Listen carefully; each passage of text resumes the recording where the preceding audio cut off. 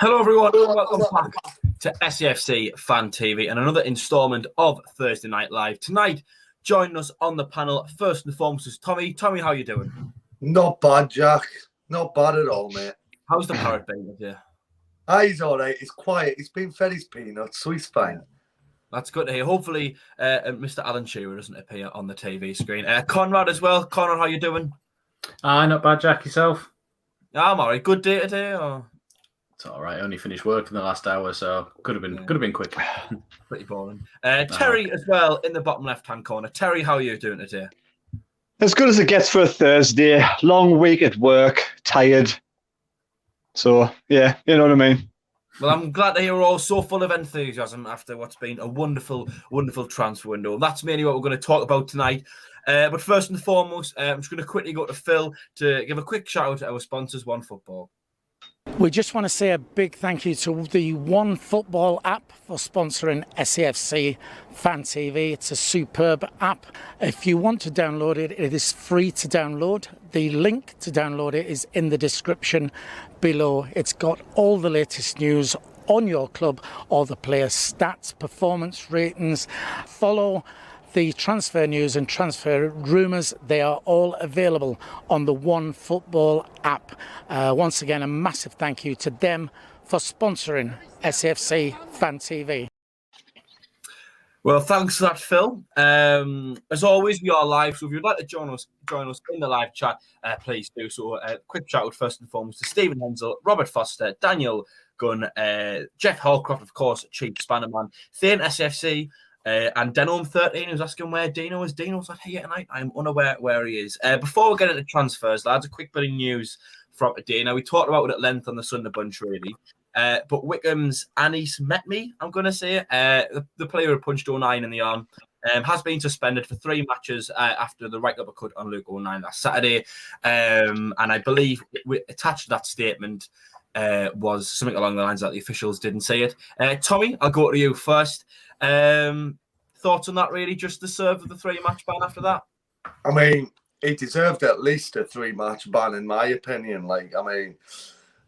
Really, Luke 09, many people are saying Luke 09 went down too easy, but you look back and you play it back in slow motion.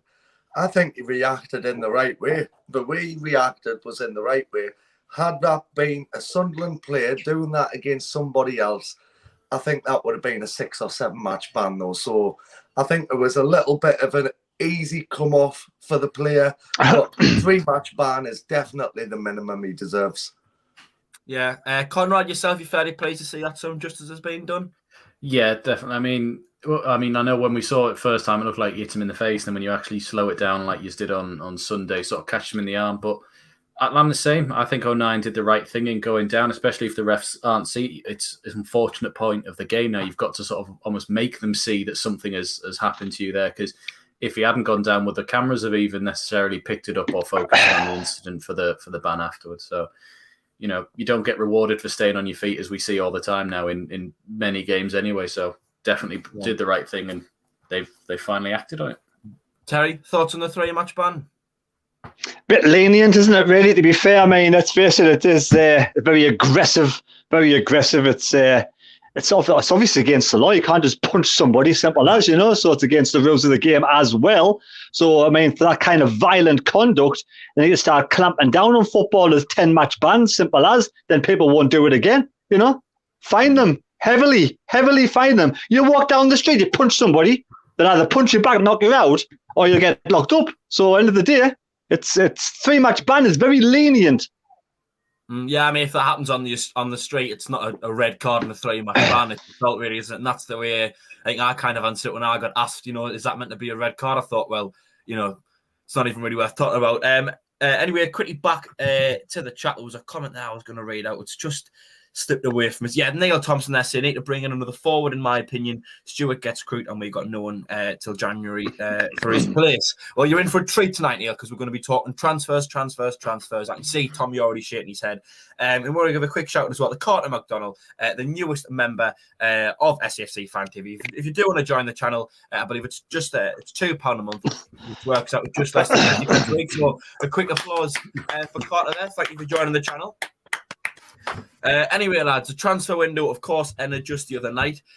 Tommy, I'll go to you first person I looked at. Just quickly, a short assessment of what you thought the transfer business a good window.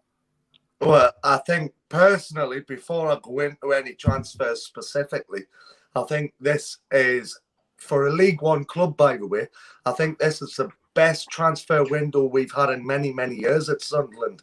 And KLD and LJ and Christian Speakman have done everything absolutely fantastic, and they've done it all by the book. And what they've done, they've went all these clubs like Union Berlin and Bayern and Man City and everything, and went, give us your best graduate that you've got on loan. Ultimately, this season, whether we've got them on loan and they go back to their club or not after the end of the season, this season is ultimately about getting us out of this league. So I think this transfer window has been the best transfer window I've seen from Sunderland in about 10, 12 years. Yeah, I mean, one thing I've picked up in particular, and don't get us wrong, I was one of the fans who, when the season was starting, was saying the transfer window hasn't been good enough, etc., etc. So helping you start the season, I think the main one was just no recognised senior fullback. But I think we've showed that we've just got a bit of a different approach to it, really. Conrad, yourself, has it been a really good window? How pleased are you? Yeah, a bit of like what you were saying there. It was one of those annoying things at the start of August, just a slow start to getting players in. I think even we had times on here when we were just going like, it's not good enough. We're getting left behind by other clubs when they were making signings. And then it just seems to be that the patient sort of way that we've gone about our transfers has actually sort of yielded a bit of a reward in terms of they're actually look like they brought in quality players. I mean, look at Callum Doyle, look at Corey Evans as well. Like two quality players who are in. I've seen we've got Sirkin at left back as well. We haven't seen much of Alves and Huggins yet, but I'm sure they'll be along the same sort of line of why they brought them in. And it just seems like everyone was actually brought in with a bit more thought and care rather than you look back at some of the previous transfers just because they were there or they needed to plug a gap. Yeah, I mean, on that, I think one thing I was thinking about a day earlier on when I was writing stuff down, thinking what we're going to talk about tonight, the sign of, I've been told, Torben Hoffman, not Thorben, as Philly was very adamant to point out. Obviously, a goalkeeper on loan from Bayern Munich, although I believe we can buy him for an undisclosed fee towards the end of the season. But anyway, he's here. Was announced towards the end of the deadline. However, a few days, maybe about a week earlier, we were linked with Vito Manone quite heavily, who a lot of people were raising concerns over financial matters. He was only on £6,000 a week, so I'm sure we can afford him now. I think if you look at the old regime, the Donald and Methven and co., whatever your thoughts on them, I think you look at that as a transfer window, and I think it's a type of transfer they would look to bring in. Someone would get the fans on side. We need to keep. He's played in England before. He knows the country, he knows the club, he knows the area, and he's going to lift the fans, probably raise the gate figures just a touch as well, bring a bit more morale, bring a bit higher morale into the club. But I think we've waited and in the end got a keeper which probably the club deems to be a slightly better fit. So I think that's one signing for me that really, really stands out. Before I do go to Terry on his thoughts on the transfer window, I just want to say a massive thank you to Marianne and Carl Taylor for donating $3. Big thank you for the channel. Hi guys, mint window. I'm sure we're all in agreement. Confident for automatic promotion. That's going to be my last question. Are we going to automatic? But Terry, I'm going to go to you. You in agreement with all of us? It's been a very successful transfer window. Oh, definitely. I mean, it's a very well thought out transfer window. There's definitely some sort of plan there compared to other seasons. And I mean, I think at the beginning of the window, a lot of people were getting worried that there wasn't much sort of action happening. But clearly, Lee Johnson obviously knows Carl Winchester is going to make a decent right back and a decent sort of person that he can put it right back. And to be honest, he's played absolutely fantastic so far this season. So I don't think he's too bothered about rushing Huggins in too soon as well until he's completely fit and up to the speed of the game. So I think the two Bayern Munich lads, I mean, the goalkeeper, you don't get to where he is at Bayern Munich's team itself unless you're an absolute top-class player. So this lad's got great potential. I mean, the understudy to Manuel Neuer, simple as that, speaks volumes. So people saying we have a sort of clause to buy at the end of the season, but to be honest, I don't see like Bayern Munich wanting to get rid of this lad if he plays brilliant for Sunderland. And if they were going to, it wouldn't be cheap. So I think that's just kind of, I can't see them staying after. I can't see him staying after the end of the window anyway. But I think for the whole season, it's an absolute fantastic purchase. Hard lines for Patterson. But again, it's going to be great experience. Patterson does lose it to, and he is number 2 to this lad, because I mean, he's been an understudy to Neuer, so he's going to have absolutely fantastic experience with the Champions Leagues on the bench. So I think, you know, it is hard lines for Patterson, but I still Patterson will grow having this other guy in the side as well. And the other lad who was sold to Union Berlin, and we can buy him at the end of the season, but that depends whether, I think if Union Berlin, because they're not guaranteed to stay in the Bundesliga, they might get relegated because they're not really sort of one of those teams that always stay in that division. So I think if they do get relegated, they may have to sort of offload players. So that's in the clause. If he plays well for Sunderland, we might get a slightly cheaper purchase for this lad. So I think it's been a fantastic window. I think we are lacking a touch in the striker department, but there was some kind of rumour that Aidan O'Brien was going to be forced out on loan. I'm quite pleased he hasn't, to be fair. I'm pleased he's staying at the club, just in case, sort of Stewart doesn't get injured, but I hope Stewart doesn't get injured. There's no reason why Stewart would get injured. So over and all, I think it's a good 9 out of 10 transfer window for me. Yeah, John Trey-Boring, I think that is, in the live chat, says everyone was up in arms when Ipswich were etc. supposedly competing with SAFC. SAFC weren't competing with them, but were competing at a higher level of the market. And I think that's a decent summary, really, of the transfer window. Where you see, I think Ipswich was the one for me where they were going and signing loads of players with League One experience. Connor Chaplin, I remember, is a name that springs to mind straight away. But loads of players who played in the EFL before, and it was the type of signings where you make them off the back of experience in the Football League, thinking these are going to take us up. And I think that's what we did in our first transfer window in League One. That first season, we brought in the likes of Max Power, Reece James, Will Grigg obviously came a bit later on. Plenty of players who've been about the block in League One, and we were thinking these are going to take us up. Whereas we seem to have, went for a complete opposite approach, and our signings have either come from abroad or on loan from above. And you look at the players like Callum Doyle, a player who you would never in a million years think that we didn't even really know he existed last season. You look at him, and he's probably been one of our best signings so far, if not the best signing, if not even maybe one of our best players. There was another comment as well. David Joplin says we are short on quality up front. And just on what Terry said there about O'Brien going out on loan. Now, personally, when I heard the news breaking that they'd sent him the papers, apparently they'd sent him the wrong papers and it missed the deadline, and therefore this loan move that we were looking at for O'Brien fell through. I actually thought it was a bit of a blessing in disguise, to be honest. Lacking a little bit of depth up there. Tommy, I can see you're nodding your head straight away. Do you think we could be a little bit short on quality up front? I think we could be, but then, as Terry says, there's no reason why Ross Stewart should get injured or anything like that, So Ross Stewart's always going to be that main man up front. But then it comes to your cup games and everything, and you're going to need someone to replace him up front for these cup games, because the last thing you want is Ross Stewart playing league games and cup games, and then eventually coming back into the league injured.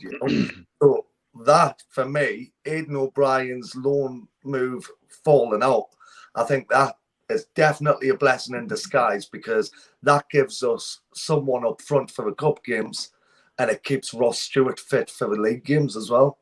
I remember just on the cup games when we were going down to Blackpool. To be honest with you, actually said I don't even know if I would bring a lot of these lads down just to travel, because we would have had 3 away games in the space of a week. What was it? MK, Port Vale, and Burton. It's a heck of a lot of travelling going up and down the country, and as well playing and trying to train.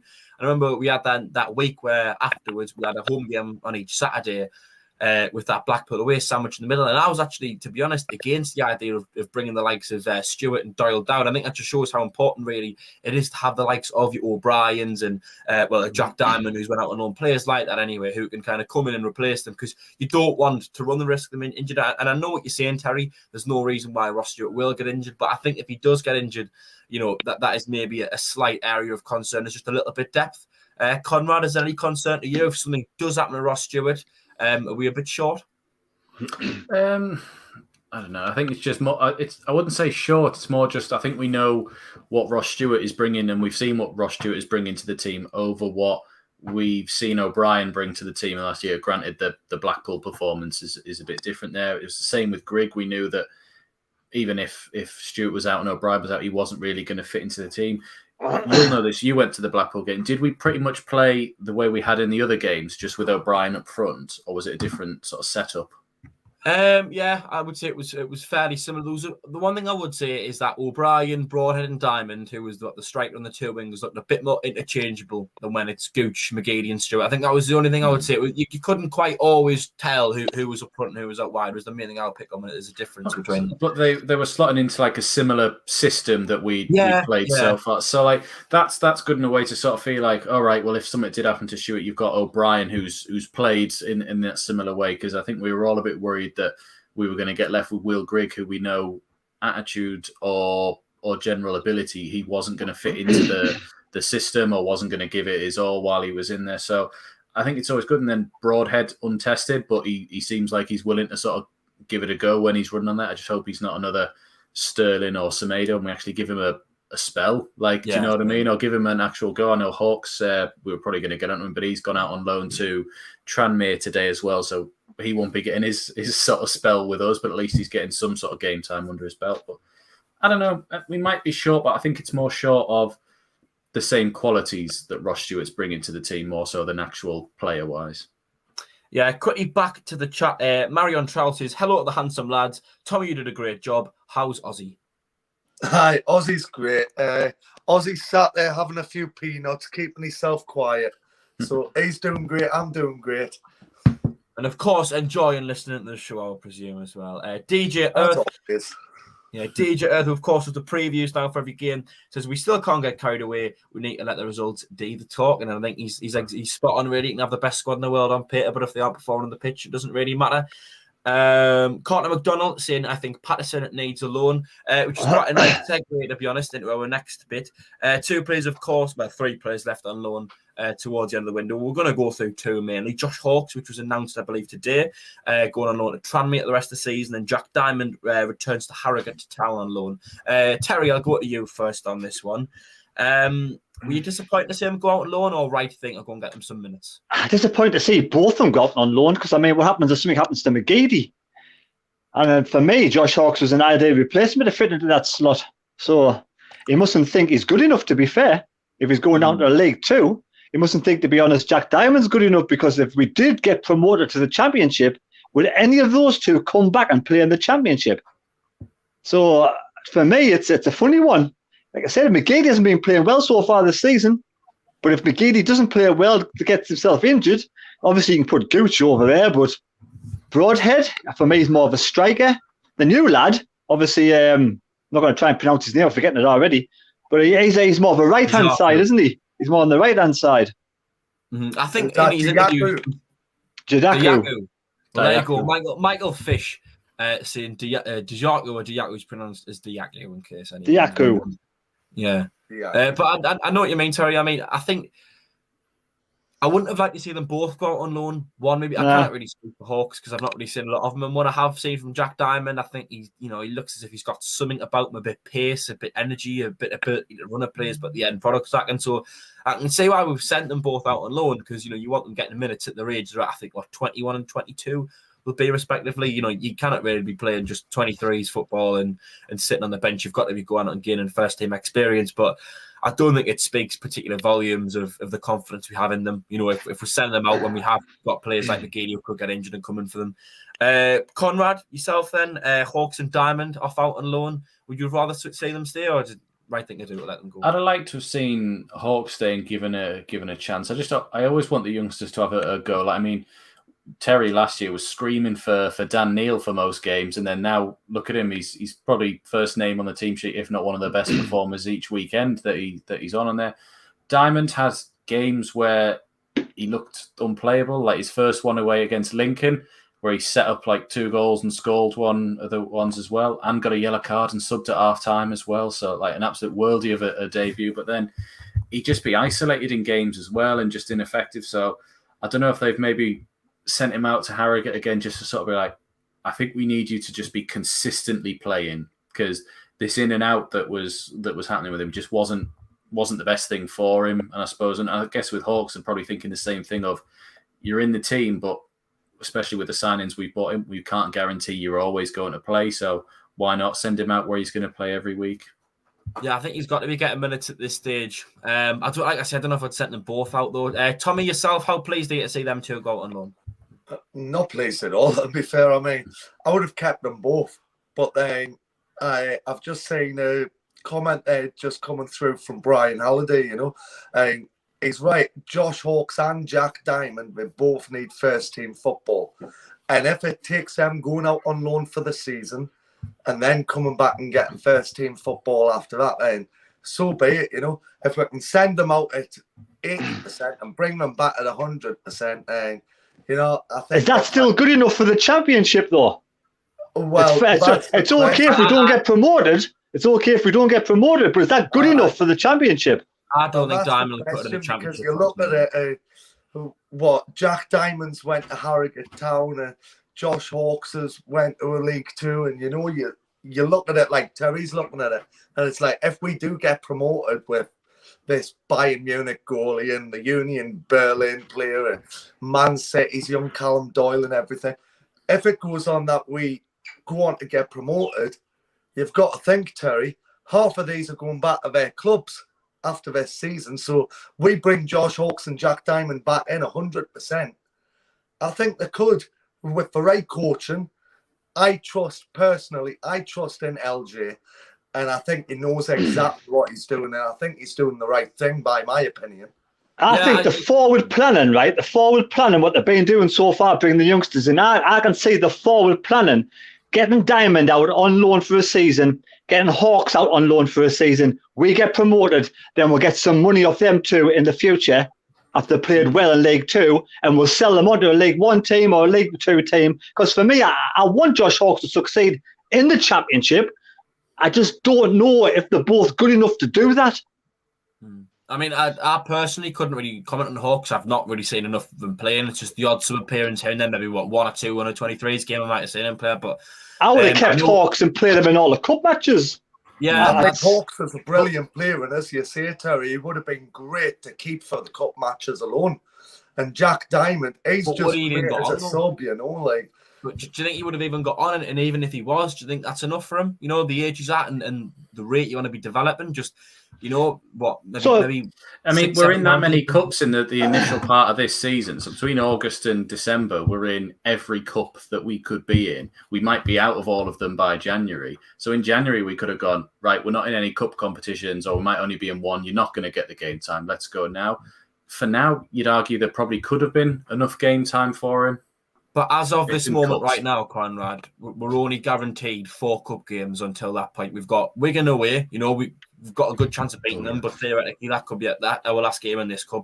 We've got the first or second round of the FA Cup whenever we start. You know, we could get knocked out of that straight away, and we could technically get knocked out of the EFL Trophy straight away. Now, I'm not 3 games in that, haven't we, as well? Yeah, that's 5 overall. Now, I'm not going to sit here and say we're going to get knocked out in the next round of all these cups. I don't think that's going to happen in a million years. But if it does happen, then that's only 5 games. And is that really enough from now till January to justify keeping them? I don't think it is, personally. I don't know. That's probably what the decision they've had to sit there and make. How far are we willing to take these cup competitions seriously to make sure they have game time? Or do we just want to go, look, we'll play them if we're in them, but if we're not, it doesn't matter. So if McGeady gets injured, who do you play McGeady's role?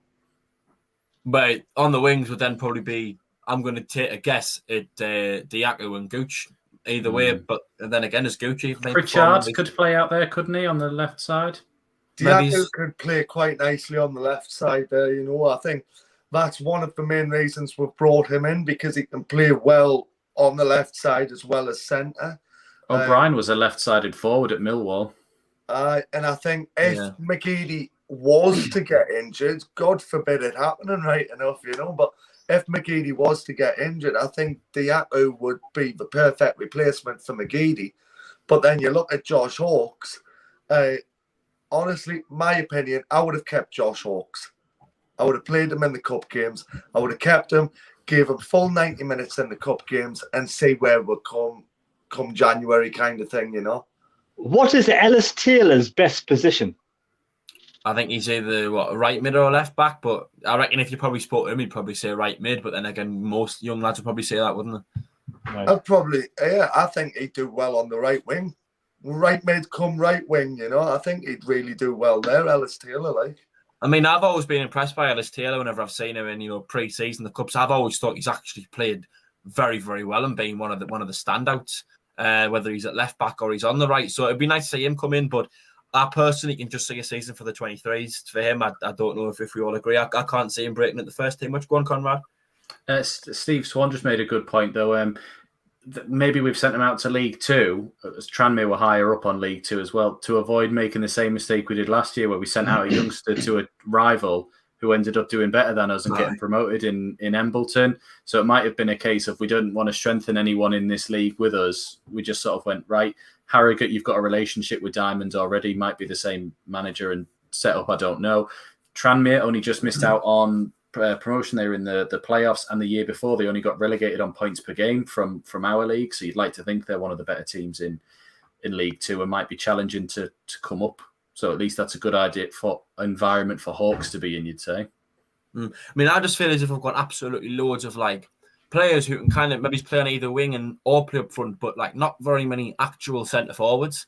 Broadhead, Diagu are the main two. Obviously, Diamond and Hawks that we sent out on loan. Gooch is probably another I mean, Kim Yorker, who I don't really rate at all. I'm looking down the list of other players who've signed. Is there anyone else? I always forget he's still here. Yeah, unfortunately. Loads of players who can kind of play on both wing, but they aren't really defined a position, if that makes sense. I think Kim Yorker was supposed to go to Hartlepool, but that was an error with that one as well. I mean, I went to watch Kim Yorker. I went to watch the under-23s game, the first game of the season when they played Fulham at the Stadium of Light. And I spent most of the game just talking about how rubbish Kim Yorker was to people around us. I really don't believe him. I don't really think he's going to do anything this season. I can't see him getting anywhere near the first team. I just don't think he's got anything dangerous about him, to be honest. I don't know if anyone has any thoughts on that. It was that weird thing where he started at the beginning. You thought, because Madger was firing, you sort of went, give this guy a few games or even a year or two, and he could be up there.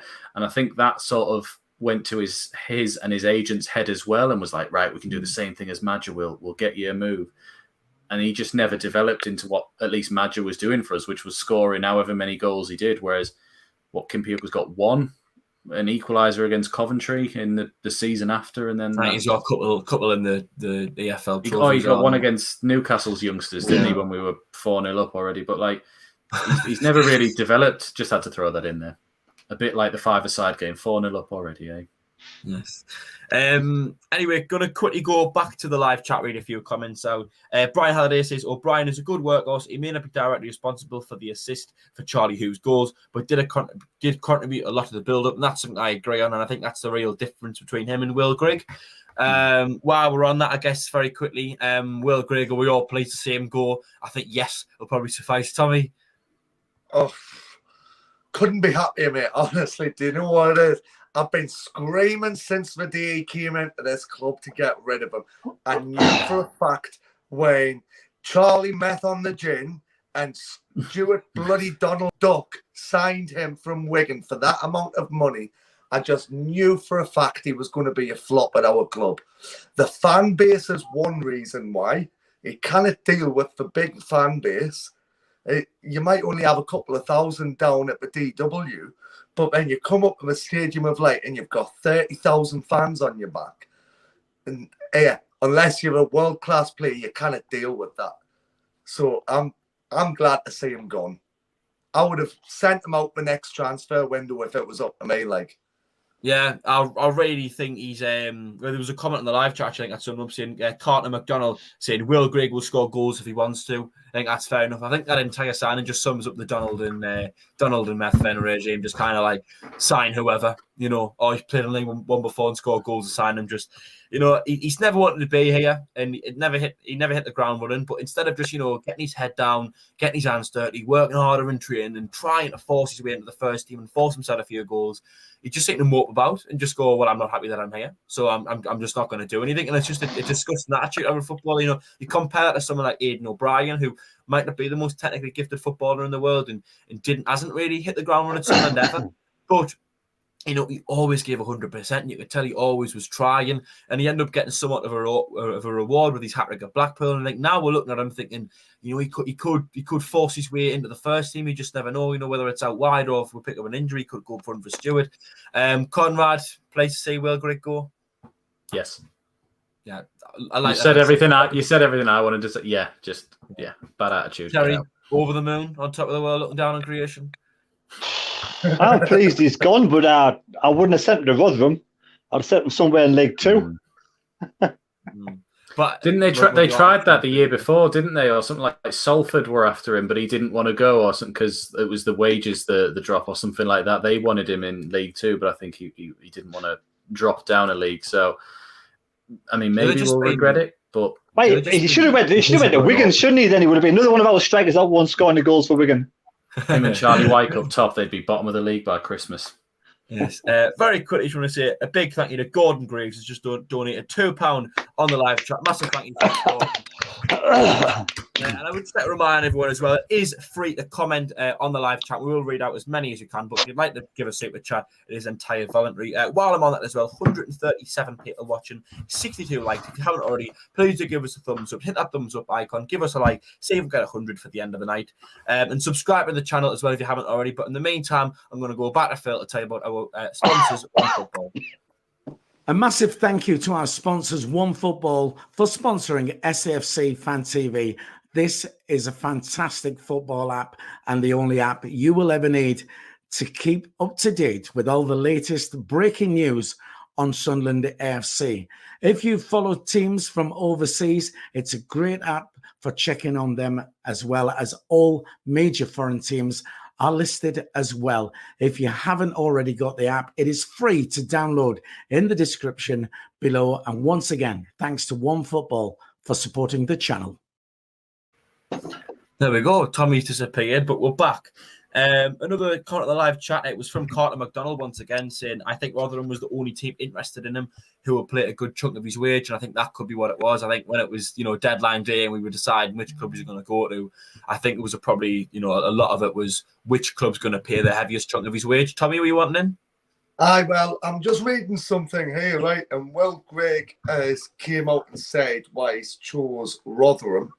Sorry. And he's turned down and said he was waiting a conclusion on his Sunderland deal, and he felt like Rotherham United was the best loan move for him, and he feels that he can still be that goal scorer that everybody thinks he is. So whether that's the thing that he's went on loan to Rotherham and he's going to score a hell of a lot of goals this season and then come back to us in the Championship, but that's what he's saying on here, and that's just on this news now thing. But he's just basically saying, I chose Rotherham United because I feel like I've still got a lot to offer to Sunderland. I still feel like I can be that goal scorer everybody believes I am. And he feels like a season away from Sunderland will do him the world of good. I think if he's doing it to for Sunderland's benefit, he must be going there realising he's also not going to score. That's the only benefit I can see of him going there. I personally think he's got the ability to score 20-plus goals a season. He just never actually wanted to.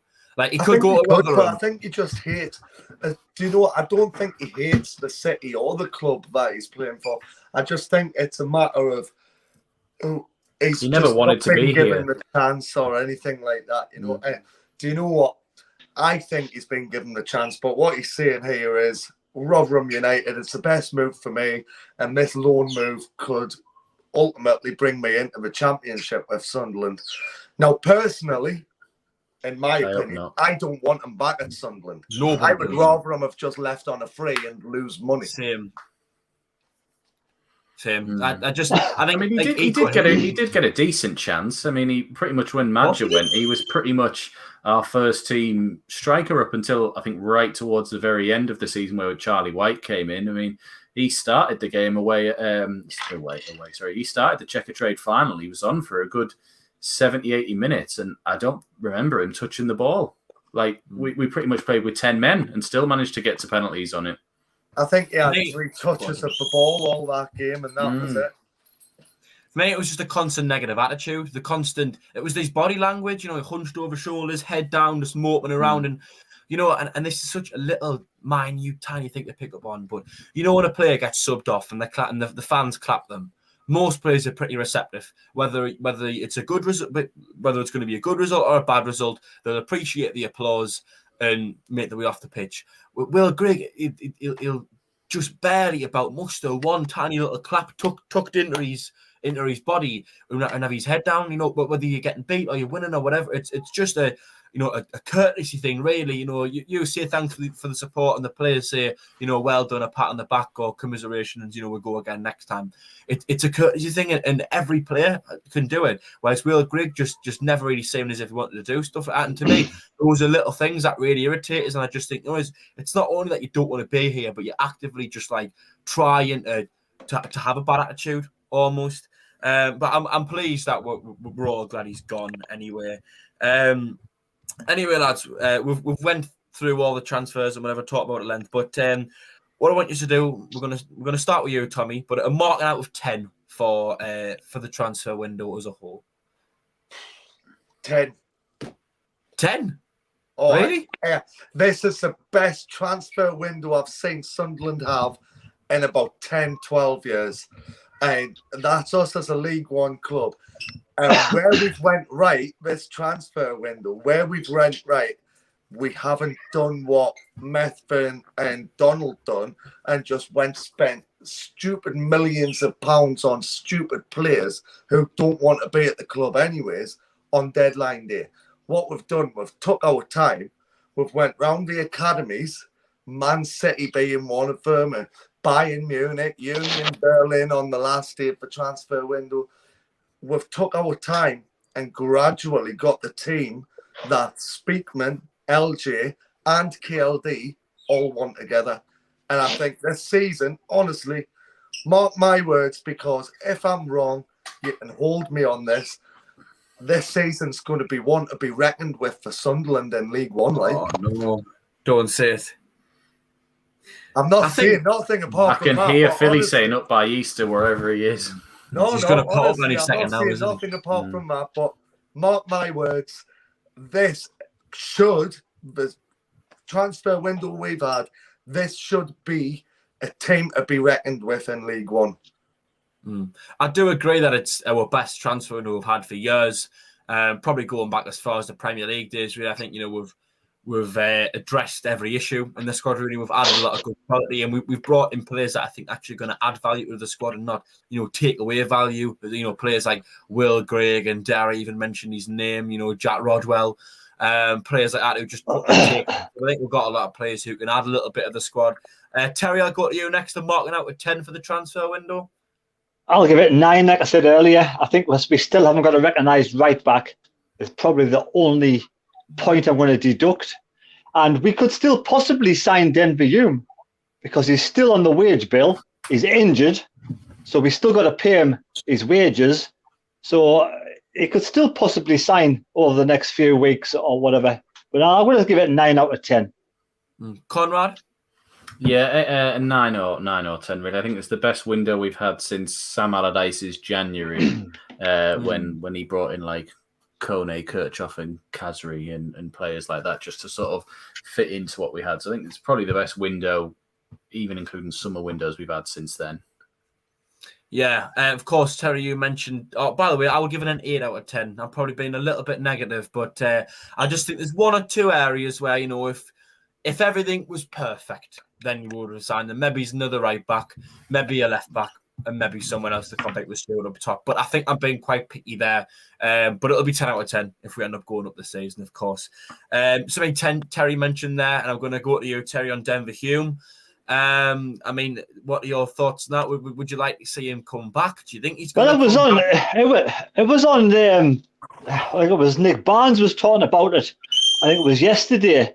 And they were saying, and Marco Gabbiadini couldn't quite understand, but he was saying because Denver Hume's still injured, we still have to pay some of his wages because of his age. If we did sign for another team, we will get some money off that signing because of he's come to our youth academy and he's under a certain age. But he also could still sign for Sunderland if he chose to, and if they wanted us to. So personally, he's pretty injury prone over the last couple of seasons. But I've got a bit of a soft spot for Denver Hume. I thought he's done well when he's played for Sunderland. I don't think he'd be our first choice left back, but he would always make decent cover if we needed somebody if he got himself fit. I think he really does divide opinion. I've seen a lot of people absolutely slating him, saying he's a terrible fullback. And he's like, I thought he was all right, mate. Thought he always had a lot of energy down the left-hand side. He was always a good outlet, always showing for the ball. And of course, like his crosses were a bit wayward and wouldn't beat the first man, but he would always put one or two decent ones in every game. And he did rack up a few assists, I think. And there was a lot of potential there, just like fine margins, things like his final ball and his defending, maybe bulking up a bit. And I think he could be a really good left back in the future. But there's Ryan T on the chat in. Hume has removed all his Insta posts about Sunderland and unfollowed Sunderland. But if that's true, that doesn't really give us a lot of hope, does it really? Not nice to find that out. But Conrad, I go to you on this Denver Hume. Would you still like to see us go and sign him, or do you think there's any chance he could? No, it's like Terry said. He was. I have a soft spot for him. I do like Denver Hume. I thought he did well for us there. He was, like Terry said, he's always injured. There was always something where he'd be out for a couple of games or a spell in the season. And I think last season he got injured at the worst time, wasn't it? Like Lee Johnson's second game, and he was out for like a good few months. And then at that point, it was like he had to get his way past McFadzean. And if you can't get past him, it didn't look good at that point, really. I'd like to see him, but only if it's not stupid money. But I don't think they would do that this time to go, let's just pay him what he wants and get him on the books. If the deal's not right for Sunderland, I don't think they're doing them. Yeah, and I think we should stick to this transfer, philosophy that we've stuck to all window and not panic. I don't get us wrong. I do think he will be a player worth signing if the money was right. But I think it would be the complete wrong decision to go and break all these rules we've had and go out and, pay daft money for him. Go on, Terry. I can see you want in quickly. Let me ask you three a question. Who's your number 1 and 2 keepers now? I think it's difficult to say because I haven't seen Hoffman in action yet. Yeah, Justin Hoffman. Which is the one you would leave out of the three? Personally, I would go for Burge as the one I would leave out. But I think when I've seen a bit more of Hoffman, you never know, that could change. He's got to be better than Burge. Surely, how he plays for Bayern Munich. Go on, Tommy. As it stands, I would leave Burge out. I said this the other week on here to you, Terry, I would choose Patterson over Burge anytime, Yeah. But Burge has kind of came to his own. He has kind of proved himself in a few games. Do you think? As it stands, in these three keepers, out of them three, the one that I would leave out would be Lee Burge. And I think Ozzy agrees with us. Conrad, go on then. Yeah, I'm thinking I'd probably leave out Burge, but not because I don't think he's all right. I think he can do a job for us, and I think we could get promoted with him. He's all right.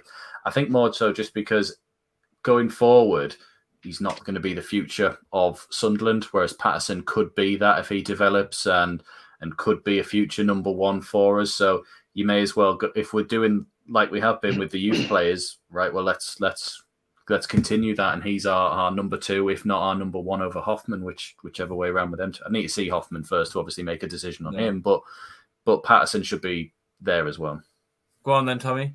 Can I just say something that a lot of the female Sunderland supporters are thinking, by the way?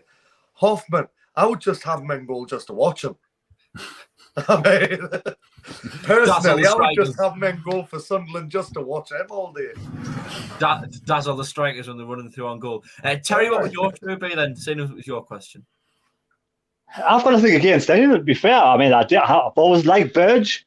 But again, like exactly what Conrad said, I want to say the youngsters come through and prove a point and be the future of Sunderland. And I can see more of a future at Sunderland for Patterson than Burge. So unfortunately for me, it will be Patterson and Hoffman.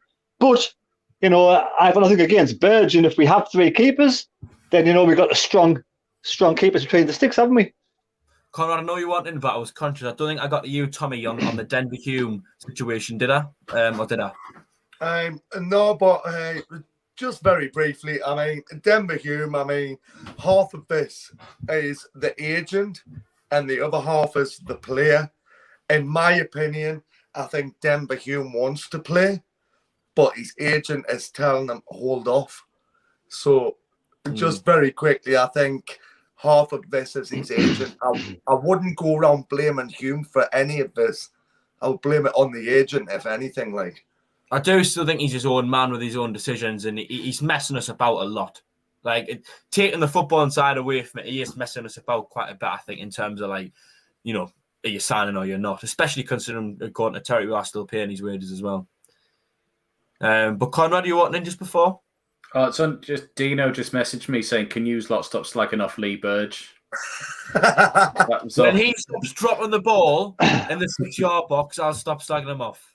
I'm hoping Hoffman becomes like who was that other German keeper we had years ago? Was it Jürgen Macho? I thought he was quality keeper when we had him. Yeah, he was quality when we had him as well. That's went over my head. Yeah, I like Macho Man. Macho Man was a good one. Yeah. Yeah, Ryan C on the live chat says Hoffman and Burge, my two. Brian Halliday says Telford Hans Burge. Carter McDonald says Patterson needs the loan, Burge the backup. Emma Wilson saying Patterson for me. Still like Burge as number one. Ryan T says leave Patterson out and still play under 23 football. I think I'd be looking to move Patterson into senior football now personally. Let the Kearney and McIntyre take the 23 football and get himself a bit of experience out on loan. Anyway, lads, we're actually approaching towards the end of the show, but actually out everything that I had planned us to talk about. But I did keep one thing back in mind. Conrad, I'll go to you first. Now, something I've picked up on has not only been the transfer strategy for the first team, but also for the under-23s. Now, I think it's a model I think Brentford have got called Moneyball or something like that, where they look to, you know, pick up players who are a bit older than your typical academy players and often who've been released from slightly bigger clubs or clubs in a better situation than them. Now, Brentford are lucky they're in London. They've got Chelsea and Spurs and Arsenal and even teams like Palace and Fulham on the doorstep who could be dropping players left, right and centre. I don't actually think they have like a proper academy, you know, in terms of lads up until the age of about 16, 17. That could be wrong. But I've noticed that, you know, if you look at under 23s now, there's very few lads born and bred in the North East. Tyrese Dice is the first that springs to mind. He was released by West Brom. Jack McIntyre recently picked up from Everton in goal. Kearney from Man United as well. Are you pleased to see that model being adopted? You know, most of our 23s now are players who haven't been brought right through the ranks, but rather just been picked up from a club where the Premier League clubs just deem them not quite worthy. I think it's more a case of we've got to have some sort of model for the future, even if these ones don't come through the team. So I'm trying to think back off the top of my head players that have come through. You might be able to correct me here, but you've got like Henderson, Gooch still plays for us now, Honeyman, Pickford. Like Henderson and Pickford are the two that sort of spring to mind as we got big money for them. But even someone like Madja was from a London team that released him and then we picked him up. So I think it's a good idea to have both. Like if we've got players from this area who come through, great, absolutely, and they'll be fans' favourites as soon as they come in the team if they're local lads. Ledbetter's another one who came through as well. But you need to make sure that you're sustainable going forward, and whether that be we pick these players up and they do good for us, and then they're like Quinn, we get under their skin and they become legends in the area and they love it up here, or we sell them for chunk of change down the road and make a profit off them when they want to go on. It's someone put it in the comments for it's a business, and we need to make sure we protect ourselves, which is previously with contracts and players what we haven't done.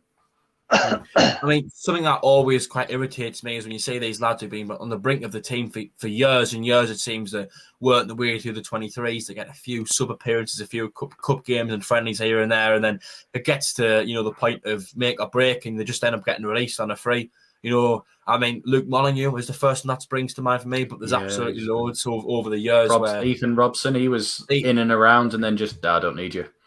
I mean, there was three Robsons. There was Ethan, Tommy, and Josh. I think all three of them were right back and left back, and then Ethan who played in the middle, and they kind of all came through the 23s together, got to the first team, and one by one just got deemed not good enough. I think Barney Mumba's another one. I thought he was going to be. I thought we should have kept. He was going to be great. He was sort of in and out of the first team, sort of on the bet, and then that was like you say, they were just like, "Oh, what's that? Couple $100,000, right? Off you go." And it was like, you never know what he could have become for us with consistently playing. And imagine him now, like Terry's again. I'll bring it up, but last year Dan Neil couldn't buy minutes for Sunderland.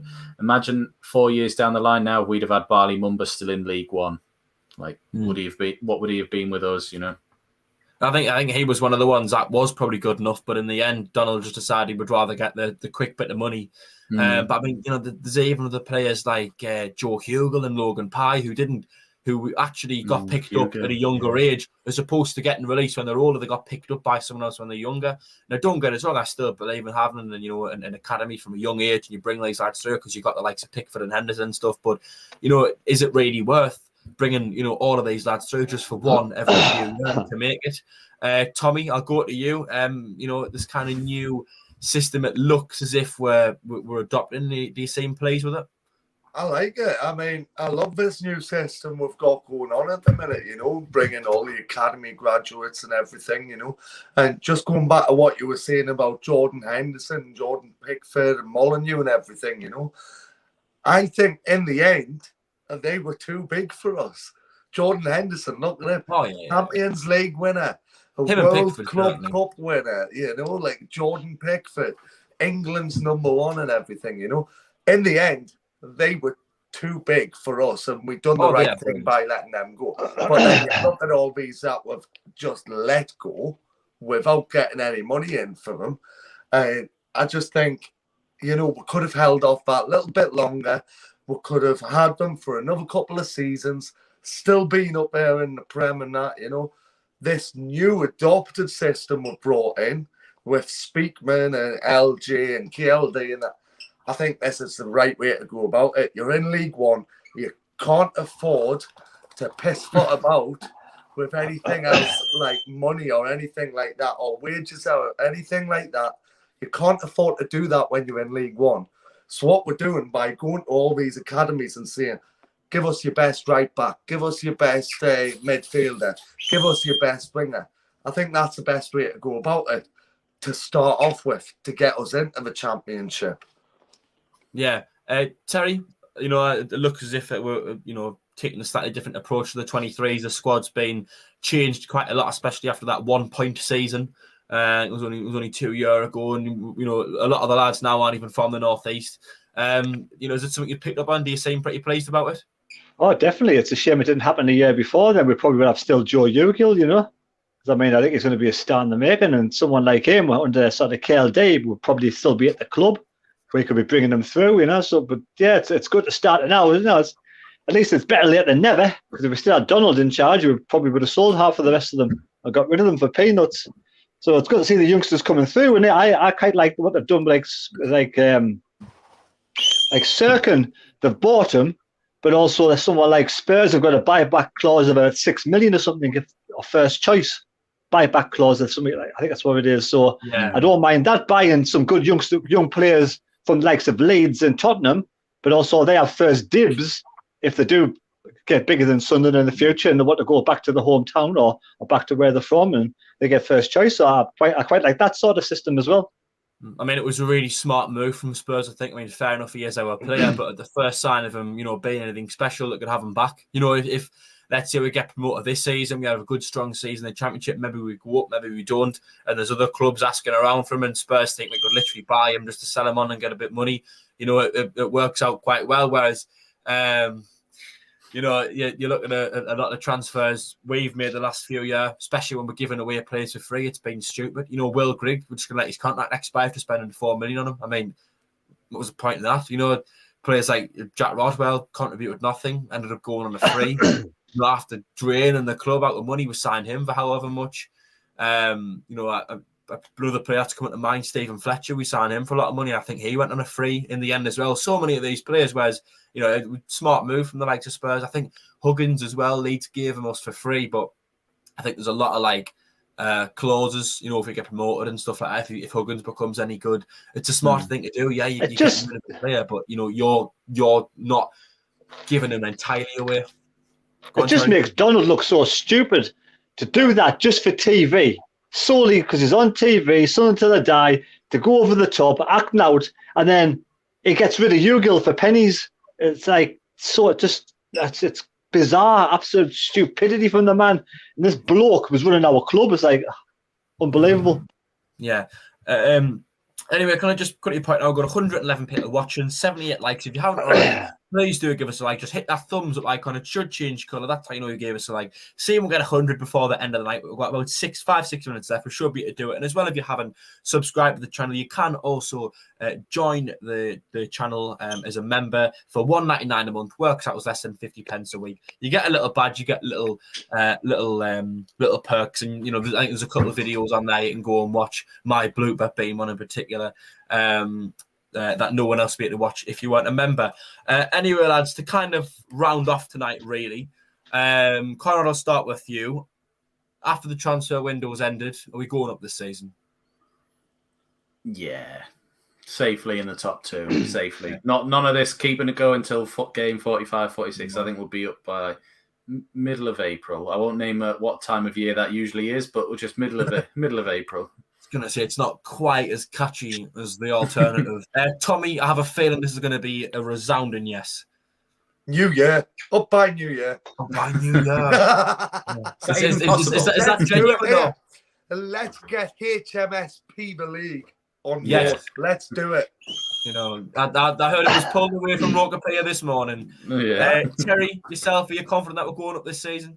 Of course we are. We have to, don't we, this time of asking. Surely it's now or never. Yeah, hopefully not it's never. Now I can't or handle never. that. I mean, all a wait and see. Please don't give them the option of never, because they'll take it. They will. Sunderland.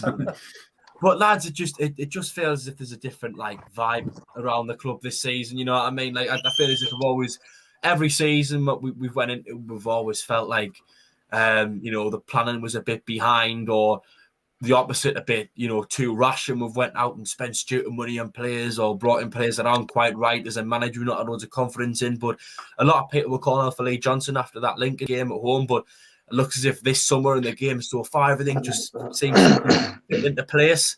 And that's what I'm looking forward to most. So I think this could be our year. This could be our season that we go up. But I think we are just about up, really. I'll give a few shout-outs quickly on the live chat as well. Brian Halliday says, what does Ozzy reckon? Could he give us an answer? Ozzy would love it if we went up. He's already landed on my head about half a dozen times during the live stream. So I think everything you're all saying, he just agrees with. Anthony Nash says up as champions. DJ Sizzler Watson says up by Pancake Tuesday. Does anyone know exactly when that will be? February sometime. February. February. I thought it was March. Celebrate with some nice red and white pancakes.